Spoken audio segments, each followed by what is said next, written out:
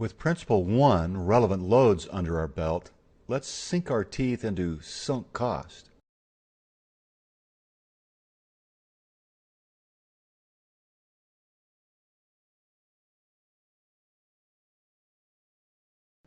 The basic rule of financial analysis starts with the word future.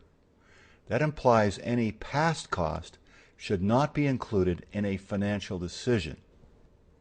This is a conundrum to many who are used to re-estimating projects in the middle of the project. Of course, when such an estimate is done, both past and future costs are included. But that information is either for project management or for accounting or both. When making a financial decision, like should we stop this project which is going to overrun its estimate, this past cost is not included. This past cost is called sunk cost. The principle for financial decision making is always disregard sunk cost. The BizBucks guy spent many years working in or around the commercial nuclear power plant industry. Most U.S. plants were built in the 70s and 80s.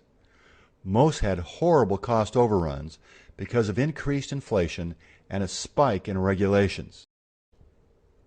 When attempting to teach sunk cost to a group of nuclear managers, one was unconvinced that sunk cost must be disregarded when making a financial decision. He argued, somewhat irrationally, that we don't do it that way here. Finally, after about 3 rounds of explanation from the BizBucks guy, this manager's vice president stood up and yelled across the room at his reluctant-to-learn manager, saying, "Listen, fella, you owe your job to what he's trying to teach you."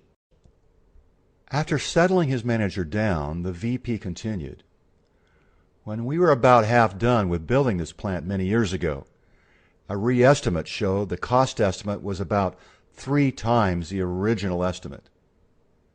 If we had included incorrectly the sunk cost in making the decision as to whether we should finish the plant, this plant would be an empty field and you would not have a job." Point well made. Always, when making a financial decision, disregard sunk cost. No decision can change sunk cost. They are sunk. The accountants need total cost. The financial people need only the future cost. It's time for the sunk cost exercise. Once again, go to your Finance 1 workbook and do the worksheet Sunk Cost. Also, go to Resources in the upper right and download Sunk Cost Directions. There are 3 scenarios, A, B1, and B2. You must click on the appropriate cell in row 11 to unhide each scenario. This exercise also has instant feedback on the questions. Have fun. We'll meet again at the next slide.